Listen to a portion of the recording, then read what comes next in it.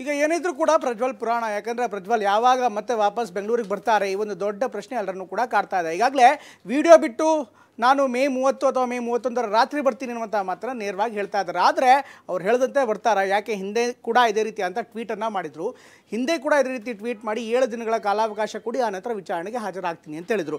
ಆನಂತರ ಬೇರೆ ಬೇರೆ ಡೆವಲಪ್ಮೆಂಟ್ಗಳಾಯಿತು. ಈಗ ಅಂತಿಮವಾಗಿ ಮತ್ತೆ ವಿಡಿಯೋ ಬಿಟ್ಟಿದ್ದಾರೆ. ಈಗ ಮೇ 30 ರಾತ್ರಿ ಅಂದರೆ ನಾಳೆ ರಾತ್ರಿ ನಾನು ವಾಪಸ್ ಬೆಂಗಳೂರಿಗೆ ಬರ್ತೀನಿ ಅಂತ ಹೇಳ್ತಿದ್ದಾರೆ. ಇನ್ನೊಂದು ಕಡೆಗೆ ಈಗಾಗಲೇ ಜಾಮೀನು ಅರ್ಜಿ ವಿಚಾರಣೆ ಕೂಡ ಇದೆ. ಅಂದರೆ ಈಗಾಗಲೇ ಆ್ಯಂಟಿಸಿಪೇಟ್ರಿ ಬೇಲ್ ಅಂದರೆ ನಿರೀಕ್ಷಣಾ ಜಾಮೀನಿಗೆ ಅರ್ಜಿ ಕೂಡ ಹಾಕಿದ್ದಾರೆ. ಅದರ ವಿಚಾರಣೆ ಜೊತೆಗೆ ಈಗ SIT ಅಧಿಕಾರಿಗಳು ಕೂಡ ಕೆಂಪೇಗೌಡ ಅಂತಾರಾಷ್ಟ್ರೀಯ ವಿಮಾನ ನಿಲ್ದಾಣದಲ್ಲೇ ಅವರಿಗೋಸ್ಕರ ಕಾಯ್ತಾ ಕೂತ್ಕೊಂಡಿದ್ದಾರೆ. ಹಾಗಾದರೆ ಅಪ್ಡೇಟ್ ಏನಿದೆ ನೋಡೋಣ ಬನ್ನಿ ಪ್ರಜ್ವಲ್ ಪುರಾಣವನ್ನು.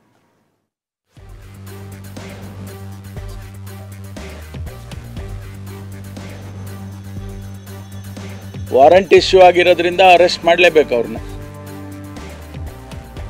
SITನವ್ರ ಕೆಲಸ ಕಾಯ್ತಾ ಇದ್ದಾರೆ. ಅರೆಸ್ಟ್ ಮಾಡಿ ಅವರ ಹೇಳಿಕೆಗಳು ಮತ್ತೊಂದು ಅವರ ಪ್ರೋಸೆಸ್ ಸ್ಟಾರ್ಟ್ ಆಗುತ್ತೆ.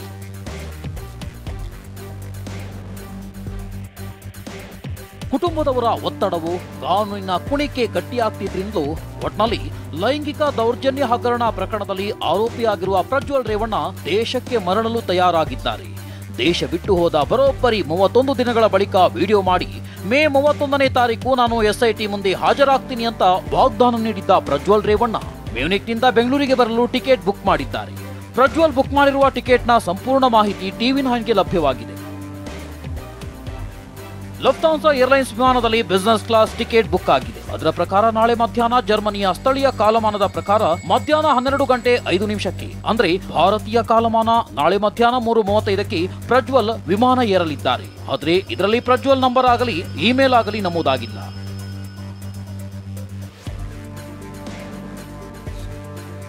ವಿಡಿಯೋ ರಿಲೀಸ್ ಆದ ಮೊಬೈಲ್ IP ಅಡ್ರೆಸ್ ಟ್ರೇಸ್. ಹಂಗೇರಿಯಲ್ಲಿ ಕುಳಿತು ವಿಡಿಯೋ ಮಾಡಿದ್ದ ಪ್ರಜ್ವಲ್ ಬೆಂಗಳೂರಿಗೆ ಬರೋದಾಗಿ ಪ್ರಜ್ವಲ್ ವಿಡಿಯೋ ಬಿಡುಗಡೆ ಮಾಡಿದ್ದ. ಆದ್ರೆ ಆತ ಎಲ್ಲಿಂದ ವಿಡಿಯೋ ಮಾಡಿದ್ದ ಎನ್ನುವುದು ಗೊತ್ತಾಗಿರಲಿಲ್ಲ. ಇದೀಗ SIT ಯುರೋಪ್ನ ಹಂಗೇರಿಯ ಬುಡಾಪೆಸ್ಟಾದಿಂದ ವಿಡಿಯೋ ಮಾಡಿದ್ದಾಗಿ ಪತ್ತೆ ಹಚ್ಚಿದೆ. ಮೊಬೈಲ್ IP ಅಡ್ರೆಸ್ ಟ್ರೇಸ್ ಮಾಡಿದಾಗ ಆತ 2 ದಿನ ಮೊದಲೇ ವಿಡಿಯೋ ರೆಕಾರ್ಡ್ ಮಾಡಿಕೊಂಡು ಬಳಿಕ ರಿಲೀಸ್ ಮಾಡಿರೋದು ಗೊತ್ತಾಗಿದೆ.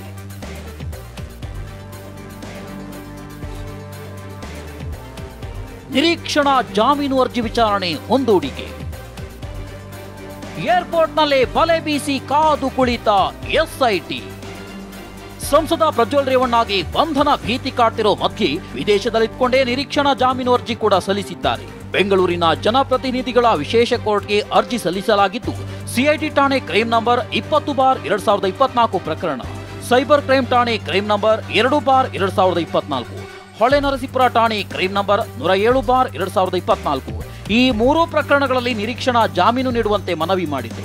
ಆದರೆ SITಗೆ ನೋಟಿಸ್ ಜಾರಿಗೊಳಿಸಿದ ನ್ಯಾಯಾಲಯ ಅರ್ಜಿ ವಿಚಾರಣೆಯನ್ನ ಮೇ 31ಕ್ಕೆ ಮುಂದೂಡಿ ಆದೇಶ ಹೊರಡಿಸಿದೆ. ಈ ಮೂಲಕ ಪ್ರಜ್ವಲ್ ಬಂಧನ ಫಿಕ್ಸ್ ಆಗಿದ್ದು SIT ತಂಡ ಏರ್ಪೋರ್ಟ್ನಲ್ಲಿ ಬೀಡು ಬಿಟ್ಟಿದೆ. ತಲೆಮರೆಸಿಕೊಂಡು ತಿಂಗಳಾದ ಬಳಿಕ ಪ್ರಜ್ವಲ್ ರೇವಣ್ಣ ಬರೋದಾಗಿ ಹೇಳಿಕೊಂಡಿದ್ದಾನೆ. ಆತ ಬೆಂಗಳೂರಿಗೆ ಬಂದಿಳಿಯುತ್ತಿದ್ದಂತೆ SIT ಅಧಿಕಾರಿಗಳು ಏನೇನ್ ಮಾಡಬೇಕೆಂದು ಈಗಾಗಲೇ ತಯಾರಿ ಮಾಡಿಕೊಂಡಿದ್ದಾರೆ. ಸದ್ಯ ವಿಡಿಯೋದಲ್ಲಿ ಪ್ರಜ್ವಲ್ ಹೇಳಿರೋದು ಗಮನಿಸಿದ್ರೆ ಇದು ನನ್ನ ವಿರುದ್ಧ ನಡೆದಿರುವ ರಾಜಕೀಯ ಪಿತೂರಿ ಅಂತ ಹೇಳಿದ್ದಾರೆ. ಅಲ್ಲಿಗೆ ಪ್ರಜ್ವಲ್ ಆರೋಪವನ್ನ ತಳ್ಳಿ ಹಾಕಿದ್ದಾರೆ.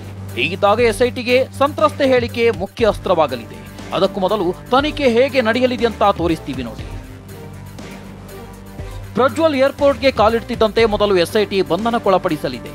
ನಂತರ ಕೋರ್ಟ್ಗೆ ಹಾಜರುಪಡಿಸಿ ಕೋರ್ಟ್ ಆದೇಶದ ಬಳಿಕ ಮುಂದಿನ ವಿಚಾರಣೆ ನಡೆಯಲಿದೆ. ಕೋರ್ಟ್ ಪ್ರಜ್ವಲ್ರನ್ನ SIT ವಶಕ್ಕೆ ಕೊಡುವ ಸಾಧ್ಯತೆ ತುಂಬಾ ದಟ್ಟವಾಗಿದೆ. ಹಾಗೆ SIT ವಶಕ್ಕೆ ಕೊಟ್ಟರೆ ಪ್ರಜ್ವಲ್ ಹೇಳಿಕೆ ದಾಖಲಿಸಿಕೊಂಡು ಮಹಜರು ಪ್ರಕ್ರಿಯೆ ನಡೆಯಲಿದೆ. ನಂತರ ಸಂತ್ರಸ್ತೆಯರಿಂದ ಗುರುತು ಪತ್ತೆ ಕಾರ್ಯ ನಡೆಯುತ್ತದೆ. ಆ ಬಳಿಕ ಅಸಲಿ ವಿಚಾರಣೆ ನಡೆಯಲಿದೆ. ಸಿಕ್ಕಿರೋ ದಾಖಲೆಗಳನ್ನ ಮುಂದಿಟ್ಟು ಪ್ರಜ್ವಲ್ಗೆ ಪ್ರಶ್ನೆಗಳ ಸುರಿಮಳೆ ಸುರಿಯಲಿದ್ದಾರೆ. ವಿಚಾರ ಏನಂದ್ರೆ ಮೊಬೈಲ್ ಫೋನ್ ಇಲ್ಲಿ ಪ್ರೈಮ್ ಎವಿಡೆನ್ಸ್ ಆಗಿ ಪರಿಗಣಿಸಲಾಗುತ್ತದೆ ಎನ್ನಲಾಗಿದೆ. ಒಂದು ವೇಳೆ ಮೊಬೈಲ್ ಇದ್ರೆ FSLಗೆ ರವಾನಿಸಲಾಗುತ್ತೆ. ಇಲ್ಲ ಕಾಣೆಯಾಗಿದ್ದಲ್ಲಿ ಅದರ ಮಾಹಿತಿ ಸಂಗ್ರಹಿಸಲಾಗುತ್ತದೆ.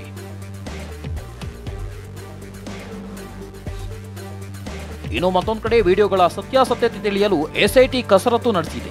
ಮೊದಲು ಪ್ರಜ್ವಲ್ ಫೋಟೋ ವಿಡಿಯೋ ಚಿತ್ರೀಕರಣ ಮಾಡಿಕೊಂಡು ಕೈಕಾಲು ಮುಖ ಹೋಲಿಕೆ ಮಾಡಲು ಅಧಿಕಾರಿಗಳು ಮುಂದಾಗಿದ್ದಾರೆ.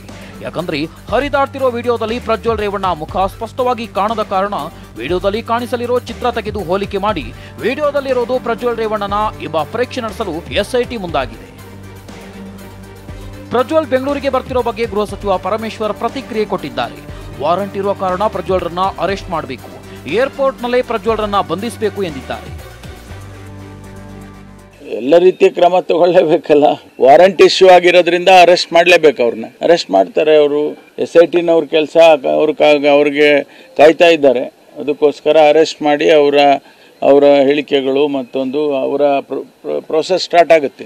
ಇಲ್ಲಿ ಕಾಂಗ್ರೆಸ್ಸು, ಜನತಾದಳ, BJP ಪ್ರಶ್ನೆಗಿನ್ನ ಹೆಚ್ಚಾಗಿ ಯಾರು ಈ ಪ್ರಕರಣದಲ್ಲಿ ಭಾಗಿಗಳಾಗಿದ್ದಾರೆ ಅಂತೇಳಿ ಅವರನ್ನು ಅರೆಸ್ಟ್ ಮಾಡ್ತಾರೆ. ಈಗಾಗಲೇ 11-12 ಜನ ಅರೆಸ್ಟ್ ಮಾಡಿದ್ದಾರೆ. ಯಾರ್ಯಾರಿಗೆ ತನಿಖೆಯಲ್ಲಿ ಕಂಡು ಬರ್ತಾರೆ ಇದರಲ್ಲಿ ಭಾಗಿಗಳಾಗಿದ್ದಾರೆ ಅಂತೇಳಿ ಅವ್ರನ್ನ ಅರೆಸ್ಟ್ ಮಾಡ್ತಾರೆ, ಅವ್ರ ಮೇಲೆ ಎನ್ಕ್ವೈರಿ ಮಾಡ್ತಾರೆ. ರಾಹುಲ್ ಹೆಸರು ಪ್ರಸ್ತಾಪಿಸಿದ್ದಕ್ಕೆ ಪ್ರಿಯಾಂಕ್ ಖರ್ಗೆ ಕಿಡಿ. ಇನ್ನು ಮೊನ್ನೆ ವಿಡಿಯೋ ಹೇಳಿಕೆ ಕೊಟ್ಟಿದ್ದ ಪ್ರಜ್ವಲ್ ಕಾಂಗ್ರೆಸ್ ನಾಯಕರ ವಿರುದ್ಧ ಗಂಭೀರ ಆರೋಪಗಳನ್ನು ಮಾಡಿದ್ದ. ರಾಹುಲ್ ಗಾಂಧಿ ಹೆಸರು ಪ್ರಸ್ತಾಪಿಸಿದ್ದ. ಇದಕ್ಕೆ ಸಚಿವ ಪ್ರಿಯಾಂಕ್ ಖರ್ಗೆ ತಿರುಗೇಟು ಕೊಟ್ಟಿದ್ದಾರೆ. ಇಷ್ಟೇ ಅಲ್ಲದೆ 30 ದಿನಗಳ ಹಿಂದೆ ಸ್ವಾಭಿಮಾನ ನೆನಪಿರಲಿಲ್ವಾ ಎಂದು ಪ್ರಶ್ನಿಸಿದ್ದಾರೆ. ಈಗ ರಾಹುಲ್ ಗಾಂಧಿ ನೆನ್ಪಂತು. ಎಲ್ಲ ಲೀಡರ್ಸು ಮಾತಾಡಿದ್ದಾರೆ, ಬರೀ ರಾಹುಲ್ ಗಾಂಧಿ ಹೆಸರು ಯಾಕೆ? ರಾಹುಲ್ ಗಾಂಧಿ ಹೆಸರು ಯಾಕೆ ಬರಬೇಕು? ಯಾಕೆ ಬೇರೆಯವ್ರ ಹೆಸರು ಬಂದಿಲ್ಲ? BJP ಅವರು ಮಾತಾಡಿದಾರಲ್ಲ, JDS ಅವರು ಮಾತಾಡಿದಾರಲ್ಲ, ಬೇರೆ ಬೇರೆ ನಾಯಕರು ರಾಷ್ಟ್ರದಲ್ಲಿ ಮಾತಾಡಿದಾರಲ್ಲ, ರಾಹುಲ್ ಗಾಂಧಿದೇ ಹೆಸರು ಯಾಕೆ ಬರಬೇಕು ಅಂದ್ರೆ ಇಟ್ಸ್ ವೆರಿ ಕ್ಲಿಯರ್. ಇದರ ನಿರ್ದೇಶಕರು ಅಮಿತ್ ಶಾ ಅವರು. ಏಕಾಏಕಿ ನಿಮಗೆ ಮೋಸ್ಟ್ಲಿ ಅಮಿತ್ ಶಾ ಅವರು ಯಾರಾದ್ರೂ BJP ಅವರು ನಿಮ್ಗೆ ಹೇಳಿರ್ಬೋದು, ಆಯ್ತಪ್ಪ 6 ಫೇಸ್ ಮುಗ್ದಿದೆ, ಕೊನೆ ಫೇಸ್ UP ನಲ್ಲಿ ನಿನ್ಗೆ ಯಾರು ಗುರ್ತಿಡಿಯಲ್ಲ, ಈಗ ಬಾ ಹೊರಗಡೆ ಅಂತ ಹೇಳಿರ್ಬೇಕು ಅಷ್ಟೇ. ಈಗೇನ್ರಿ ಖಿನ್ನತೆ ಬಂದಿದೆ? ಈಗೇನು ಐಸೋಲೇಷನ್ ಆಗಿ ಹೋಗೋದಿರ್ತದೆ? 30 ದಿನ ಡಿಪ್ರೆಷನ್ ಅಲ್ಲಿ ಇದ್ರಂತೆ. ಸದ್ಯ ಹಿಂದೆ ಕೂಡ ಸಂಸದ ಪ್ರಜ್ವಲ್ ರೇವಣ್ಣ ಜರ್ಮನಿಯಿಂದ ಬೆಂಗಳೂರಿಗೆ ಟಿಕೆಟ್ ಬುಕ್ ಮಾಡಿದ್ರು. ಆದರೆ ಕೊನೆ ಕ್ಷಣದಲ್ಲಿ ಅದು ರದ್ದಾಗಿತ್ತು. 2 ಬಾರಿ ವಿಮಾನ ಟಿಕೆಟ್ ಬುಕ್ ಮಾಡಿ ಕೊನೆ ಕ್ಷಣದಲ್ಲಿ ಟಿಕೆಟ್ ರದ್ದು ಮಾಡಿ SIT ಅಧಿಕಾರಿಗಳನ್ನು ಆಟವಾಡಿಸಿದ್ದ ಪ್ರಜ್ವಲ್ ಈಗ ತಾನೇ ವಿಚಾರಣೆಗೆ ಹಾಜರಾಗುವುದಾಗಿ ಹೇಳಿದ್ದ. ಆದ್ರೆ ಹೇಳಿದಂತೆ ಮೇ 31ರಂದು ಬರ್ತಾರಾ ಇಲ್ಲ ಕಳೆದೆರಡು ಬಾರಿಯಂತೆ ಮತ್ತೆ ಏನಾದ್ರೂ ಆಟವಾಡ್ತಾರಾ ಎಂಬುದನ್ನ ಕಾದು ನೋಡಬೇಕಿದೆ. Bureau report TV9.